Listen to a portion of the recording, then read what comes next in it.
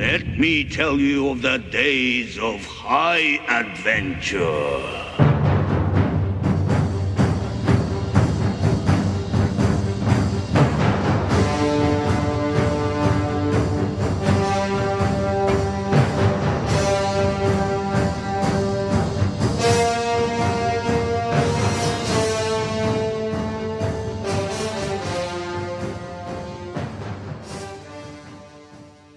Hey there nation, welcome to the show where we help you to play miniatures wargaming on a budget. It is I, Commander CheapSkate, and we are back on another edition of the Golden Age. This is our series of Warhammer Fantasy battle reports, and this is battle report number 62 that's fought between King Khalifa as well as myself. My friend King Khalifa is bringing the Schwarzwald Free Companies, a 2,000 point Empire army, while I'm bringing the Legion of the Hellmouth, my 2,000 point Ogre Kingdoms army. So it's been a long time since we had been fighting against my buddy King Khalifa, so I'm really looking forward to this battle report. So with that being said, we're going to play some background music real quick. If you want to see exactly what we're bringing for both of our armies, go ahead and pause and take a look at your own leisure. So that being said, let's get this battle report on a roll.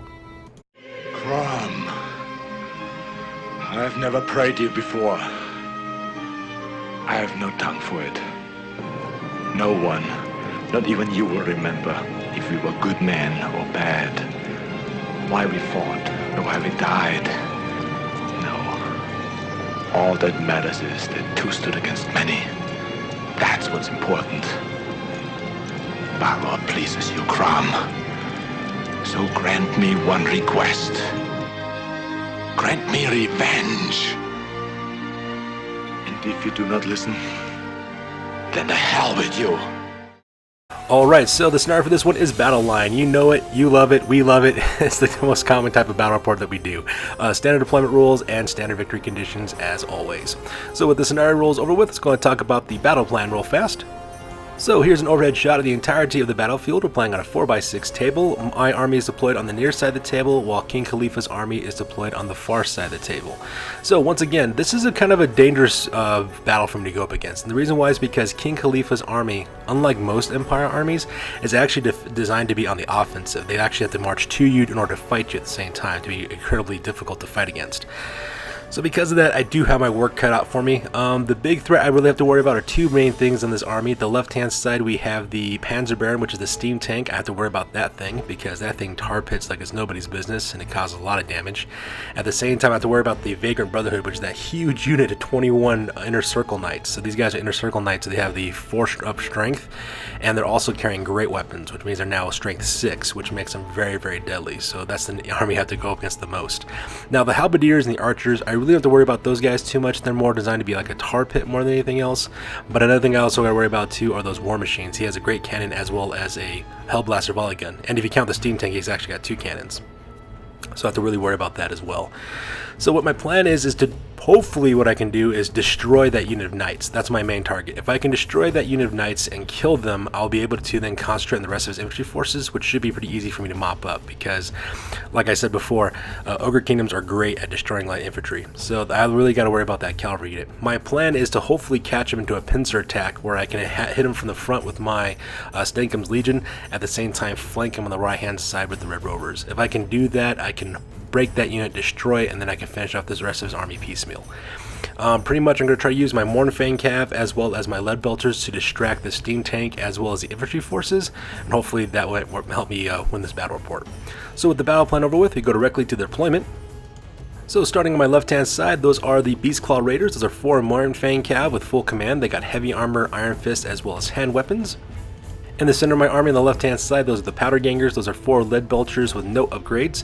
And then right next to them on the right-hand side, that is Stenkum's Legion. That is a unit of 9 Iron Guts with full command. They got heavy armor as well as great weapons. They also have the Dragonhide banner as well. Also locating that unit are my 3 characters. On the left-hand side, that is Burps O' Blood. That is my level 2 Firebelly with additional hand weapons. He's also carrying the Hellheart. In the center is my General Taijin Khan, this Right Fist of Hell. He's my Slaughter Master, who's also the general of this army as well. He's a level 4 Lore of the Great Maw, so he's also got the spells of Troll Guts, Toothcracker, Brain Gobbler, as well as Bullgorger. He's also got the Fencer's Blade, he's got the Glittering Scales, he also has the Greedy Fist as well. And then right next to him on the right hand side, that is Korgul, the Giant Breaker. That is my Bruiser Battle Standard Bearer. He's also got the Rune Maw, he's also got heavy armor as well as a great weapon. And that pretty much makes up my deployment here in the center. And finally, over here on the right-hand side, on my far right-hand flank, these are the Red Rovers. These are a unit of 6 Ogre Bulls with full command. They have hand weapons as well as iron fists. And that pretty much makes up my deployment for this one. Alright, so let's jump over to King Khalifa's side of the table with the Schwarzwald Free Companies. Over there on the left-hand side, that is the Panzer Baron. It is an Imperial steam tank with no upgrades. Next to him on the right-hand side, that is Donner, which is Imperial Great Cannon. And then right next to them on the right-hand side, that is the Black Company. The Black Company is a unit of 30, I believe it's 38 halberdiers in that unit. Also in that unit is their Battle Center Bearer, that is Hans Dieter Moons, the Griffin Guard. He's got full plate armor, great weapon, as well as the Griffin Standard. Also in that unit too is her general, his general rather, that is Victor Hellsbear of the Wilds. He is a level 4 Lore of Life wizard. I believe he has Earth Blood, Throne of Vines, Flesh to Stone, as well as Regrowth. And that huge hunk unit of halberdiers, they also have shields as well as halberdiers, shields and halberds. And then right up front, there's 2 detachments of 10 archers apiece. Those guys are Rommel's Rangers. They're the detachment to the Black Company. And finally on the right-hand side, on the left-hand side of the right-hand deployment, that is the Vagrant Brotherhood. It is a huge unit of 21 Inner Circle Knights. Those guys are just kitted out. There's so many of those guys, it's ridiculous. So 21 Inner Circle Knights. They have the Inner Circle Knights upgrade. They're also carrying great weapons. They have full plate armor, shields, barding, the works. They're also packing the Steel Standard as well, so they don't have to worry about taking any penalties for barding, and they also can re-roll their charge distances, which makes them even deadlier. And then finally, watching his right-hand flank, that is Blitzen. That is a Hellblaster volley gun, and I fear that thing because that thing is made of nightmares. And that pretty much makes up King Khalifa's deployment on this one. So with the deployment over with, we go directly to the top at turn number 1, and King Khalifa and I roll off for initiative to see who goes first. Alright, so here we go to the top of turn number 1, and I managed to get the initiative on this one, so this photo was taken after the movement phase, and as you can see for the most part, I was kind of cautious with my movement. I didn't really move all that quickly across the tabletop, and the reason why is because I don't want to get charged against by that huge unit of Vagrant Knights. That would be absolutely devastating if that actually happened. So when it comes to fighting against cavalry, the best thing is to charge cavalry, so that way you take away their bonuses, and not let them charge you. So that's pretty much what I'm kind of going with. So as you can see on the right hand flank, all I did is I just moved up my Stenkum's Legion up their normal Moon Allowance, using the force on either side to protect their flanks. At the same time, I marched up the Red Rovers to kind of take partial cover behind that tower, so that way they can assault to the right flank of the Vagrant Brotherhood. Now, the only problem with this is that, like an idiot, I made a rookie mistake on this one. As you can see there, the line of sight from the Hellblaster volley gun straight to my Red Rovers, they can still see them. I thought I was in a good position, so that way the tower would block them, but unfortunately it did not, and that's going to cost me later on. I'll talk about that here in a second. At the same time, I also moved up the Mornfang Cavalry from the Beastclaw Raiders up their normal Moon Allowance, and I also moved up the Powder Gangers their normal Moon Allowance as well, so that way they were within range of opening up with their lead belcher guns against the Knights, because the Vagrant Brotherhood is the one thing I gotta worry about the most. And that pretty much makes up my move phase on this one. So here's some close-ups of the move phase. On here on the left-hand side, you can see the Beastclaw Raiders as well as the Powder Gangers moving up to the left and trying to get ready to set up an assault against the Imperial infantry forces. And here's a close-up of Stenkum's Legion as well as the Red Rovers getting ready to assault on the right-hand flank against that Knights of the Inner Circle Knights of the Vagrant Brotherhood. So with the move phase over with, we skipped the magic phase because it ended up being a wash. My opponent dispelled all of my dice for my spells, so we go directly to the shooting phase. And in the shooting phase, it was absolutely atrocious. I managed to kill one Inner Circle Knight by the time it was all said and done. So yes, I am firing a weapon that, Strength 4 weapons that are armor piercing on this unit. So that means they have a -2 to their armor save, but these are Knights. So until they get engaged in close combat, they pretty much have a 1-up save. So because of that, all it did is really cause their armor save to go to 3-up. So most of them made it except for 1. So, one less Knight to worry about, but there's still 20 more I gotta worry about. So that's pretty rough. So with the shooting phase over with, we skip combat because no one's engaged, and we go directly to the bottom of turn number 1 for the Empire. Alright, so that's the top of bottom of turn number 1 for the Empire. As you can see in this photo, it ended up being very, very bad for me on this one, especially when it comes to the move phase. The reason why is because he charges forward with his Knights, is what he ended up doing. So I didn't think he can make the distance because, yeah, he's got Swift Stride, but that's still a good, 18 inches away, so there's no way he could possibly make that. So he originally rolls his 2d6, and I forgot what he rolled. I think he rolled a 6 and a 1, so so technically speaking, he failed the charge. But because he has the Steel Standard, he can re-roll any failed charge rolls that he wants, so he re-rolls it and gets boxcars, which means he just flies 20 inches across the tabletop and smashes directly into Stenkum's Legion. So that part was horrific, so now I gotta deal with those Vagrant Knights. I was hoping to charge them instead, so that way I can get my bonuses for Ogre Charge, ambush, but that didn't work out too well. Now, the silver lining is, of course, that his right-hand flank is now open for my Red Rovers to go after them. But at the same time, though, if you'll notice, that Hellblaster volley gun is pointed straight towards my Red Rovers, and I got a really bad feeling about how that's going to work out for me. At the same time, he also moves up his Black Company, moves those guys up their normal mood allowance, and he also marches up his 2 units of archers.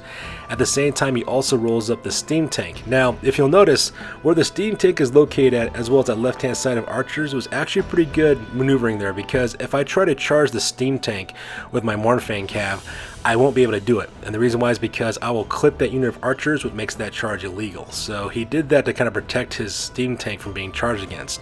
So if I do charge forward with my Mournfang Cav, I'm going to have to go directly into his archers, which is not such a bad thing because, you know, 10 archers against 4 Mournfang Cav, no contest. But if I don't blow through that unit, it does open my left-hand flank, or my rear of my Beast Claw Raiders are being attacked by that steam tank, and that is absolutely atrocious. At the same time, he also moves up his other archer detachment to kind of block the distance between my lead belchers from getting to his infantry forces. And that pretty much makes it the move phase on this one. So here's a close-up shot of his archers, as well the Rommel's Rangers, as well as the Panzer Baron moving forward. Same thing with the Black Company. And as you can see there, he kind of protected his Panzer Baron from being charged against by my Mournfang Cav, so I will not be able to bog him down with my Mournfang Cav, which is pretty bad for me.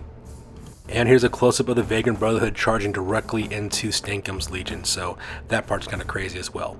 So with the move phase over with, we go directly to the magic phase.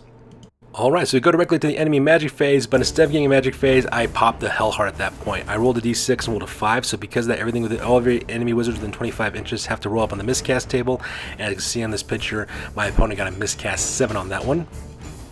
Klaatu! Veranda!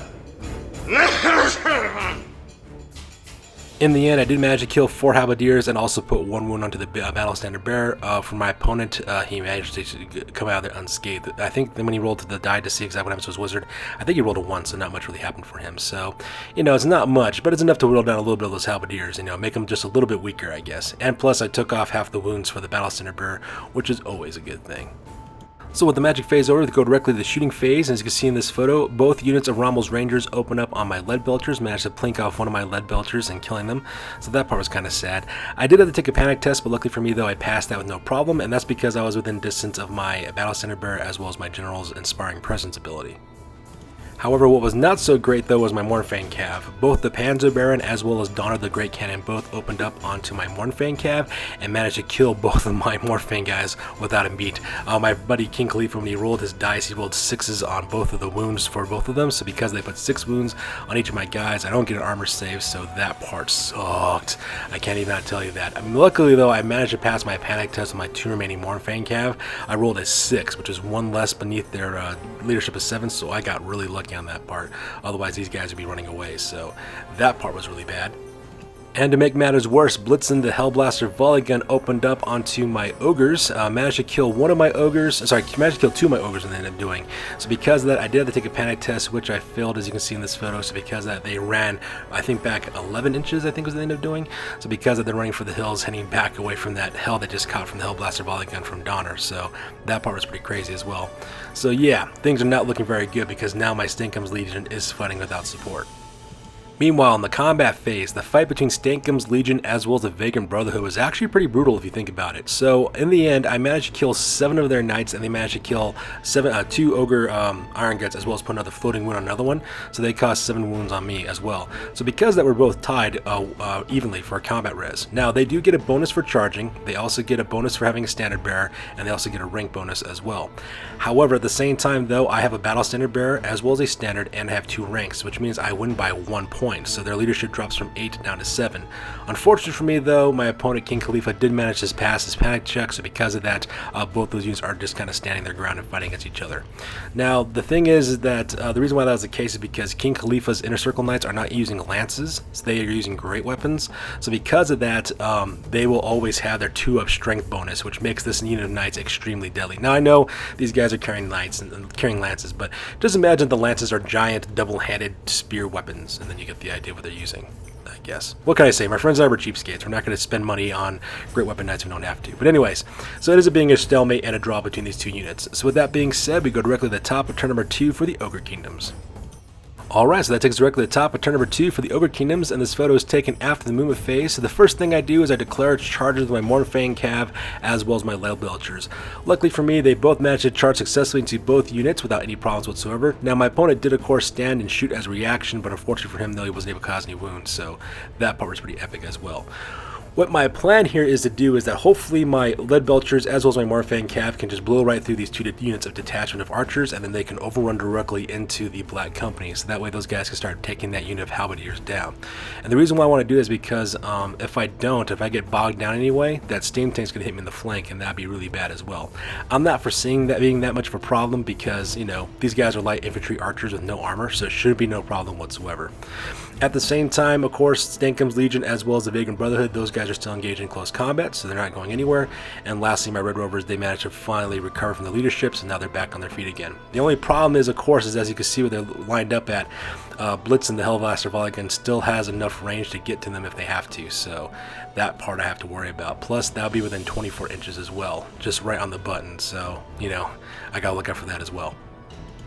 So here's some close-ups of the movement phase. As you can see the Mornfang Cav and the Beastclaw Raiders, as well as the Lead Belchers of the Powder Gangers engaging Rommel's Rangers. So I'm really looking forward to that combat because that's going to be too easy. And finally, here's a close-up of Schwarzwald Kingdoms Legion as well as the Red Rovers getting ready to move forward again and try to, you know, get back into the fight again. So with the move phase over with, we go directly to the magic phase. In the magic phase, it was pretty much lackluster. Most of my spells got dispelled by King Khalifa's wizard. However, I did manage to get Bullgorger off onto my Schwarzwald Kingdoms Legion, so because of that now, all those guys have +1 strength, which should make it pretty easy in order to take down the armor save value of these Vagrant Knights, because these guys are holding out too fast, and I need to destroy this in order to win this game. So with that, we go directly to the combat phase. As you can see in this photo, my Mornfang Cav and the Beastclaw Raiders had no problem just destroying that unit of archers. Needless to say, they had to break and flee and run those guys down and overrun and charge directly into the Black Company. However, the combat I really want you to pay notice is over here on the right-hand side. The archers get to go first because they have initiative 3 and I have initiative 2 with my Powder Gangers. And those archers, man, those guys suddenly went Chuck Norris style onto my Powder Gangers. I've never seen so many 5s and 6s being rolled at the same time before in my entire life. In fact, not to mention all their hits had hit, so all 10 hits hit, of course, so that part's pretty crazy. And then all 10 also wound against my ogres, which is pretty crazy. So when I rolled for my armor saves for my ogres, they do have light armor, so they have a 6-up roll. I failed all of them but 1. So because of that is 9 wounds right on the dot, and that's exactly how many wounds my Powder Gangers had. So all my Powder Gangers just got killed to the man by those unit of archers, so that part was atrocious. So like I mentioned before, I do overrun with my Mornfang Cav from the Beastclaw Raiders. They do run down the last 2 surviving archers and engage directly into the halberdier unit of the Black Company. So that part was kind of cool. And then my opponent does a quick reform real quick with his archers, so that way they can charge the left or the rear of my Mornfang Cav. So I have to worry about that now, which is pretty bad. So that was the combat phase over here on the left-hand side of the table. Alright, and combat between the Schwarzwald Kingdoms Legion as well as the Vagrant Brotherhood was less than lackluster on this one. I kind of failed a lot of my rolls with my characters for their attacks. So you can see, by the time it was all said and done, I managed to kill 4 knights by the time it was all said and done. However, King Khalifa was able to bring on, I think, 7 wounds. They actually beat me by 3, so that part was kind of rough. Now, the only thing that I had going for me, of course, is that I have a Battle Standard Bearer as well as a rank. So because of that, King Khalifa only beat me by 1. Now, my General's leadership is at 8, so because of that, it drops down to a 7. So I have to roll my 2d6 in order to figure out what I'm going to do in order to hold my lines. So because of that, I do have to take a break test. However, when it came to my break test, the very first one I rolled was a 9, a 5 and a 4 when I rolled that one. So because of that, I would have to break. But because of a Battle Center Bearer in my unit, I get to re-roll that. So I did re-roll it again, and as you can see here though, I rolled a 5 and a 3, which is an 8. So as you can see there, I failed my leadership test in order to stand my ground. So because of that, I am forced to flee, and needless to say, King Khalifa decides to overrun. I rolled a 4 in order to escape, and he rolled a 5 to pursue. So because of that, the Vagrant Brother just runs over Schwarzwald Kingdoms Legion and just kills those guys to the last man, killing all my characters, killing the rest of my Iron Guts. It was absolutely glorious for my opponent anyways. Glorious for King Khalifa and really bad for me. And just like that, I just lost a huge chunk of my army, and a huge chunk of victory points goes directly to King Khalifa on that one. So that part was pretty horrific. So that takes us directly to the bottom of turn number 2 for the Empire, and this photo is taken out of the movement phase. As you can see in this photo, my opponent decided to charge in. First of all, he does charge 4 with his steam tank. I think he generated 3d6 worth of rolling with is what he ended up doing, so because they charged directly into me, so he causes 3d3 impact hits when he hits my Mournfang calves, so that's going to be horrific. At the same time, he also charges in his archers to my right-hand flank of my Mournfang calves, so now my Mournfang calf are enveloped on the left-hand side by the steam tank, archers on the right, and halberdiers up the front, so that part's kind of rough. At the same time, she also King Khalifa also takes the Vagrant Brotherhood, does a quick reform real fast because they have a musician, and then of course changes position to look directly at the right-hand flank, left-hand flank of my Red Rovers. So things are not looking very good for my army at this point. So here's a close-up of the Mournfang calf and the Beastclaw Raiders being completely enveloped by the steam tank archers as well as the Black Company, and at this point I already know that my guys are pretty much dead at this point.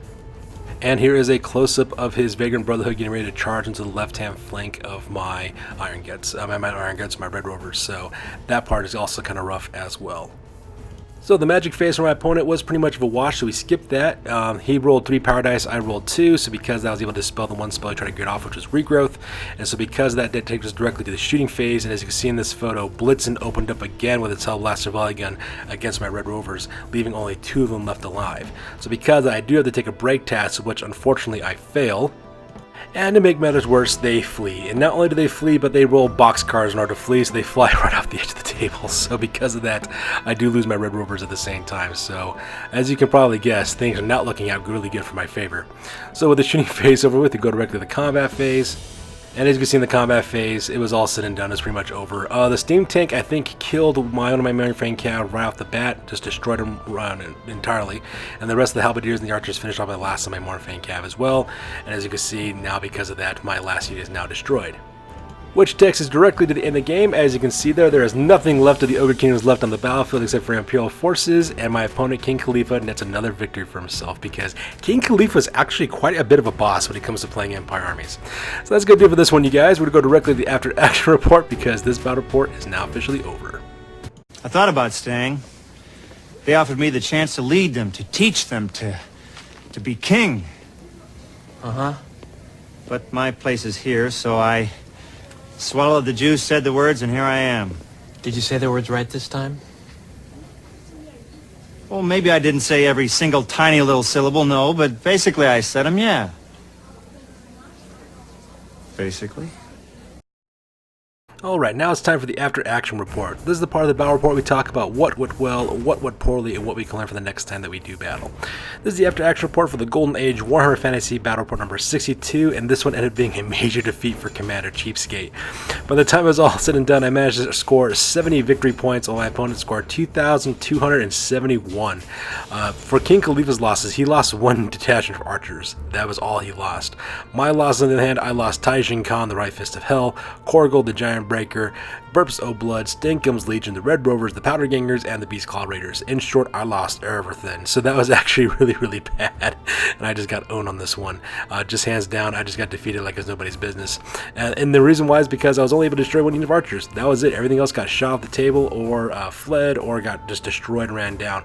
And I think the reason why I lost this battle so badly is because I lost my Gutstar unit in one go. This unit by itself is worth 1,715 victory points. Now, while the Gutstar is pretty good in close combat when it charges, it is also vulnerable to being countercharged, especially when you go up against another high strength or high toughness unit, like the Vagrant Brotherhood in this case. And because of that, eventually I just lost the combat on that one. I lost my General, my BSB, and all my spellcasters, as well as 9 Iron Guts in one go. Now, if it wasn't for that, I'm pretty sure this battle report would have turned out differently. Also, the fight between the Powder Gangers as well as Rommel's Rangers was especially crazy, considering that I lost 3 Powder Gangers to 10 Ninja Archers, and that combat was just nuts, and it didn't manage to kill a single archer. They just managed to wipe out my unit no problem. And this is also one of the reasons why I love fighting against King Khalifa as well. King Khalifa is extremely skilled at using this Empire army, and he's a beast with that army as well, so it's always a challenge and also fun playing against him as well. And as always, this was a fun game against a great opponent, and I am looking forward to the rematch as always. So that's good to do for this one, you guys. Please feel free to comment, like, and or subscribe. Your guys' input is invaluable to us as always. Also check us out on Facebook, Instagram, as well as blogger.com for the latest greatest hobby news for this channel. That's good to do for this one, you guys. We will catch you guys in the next one. Peace out.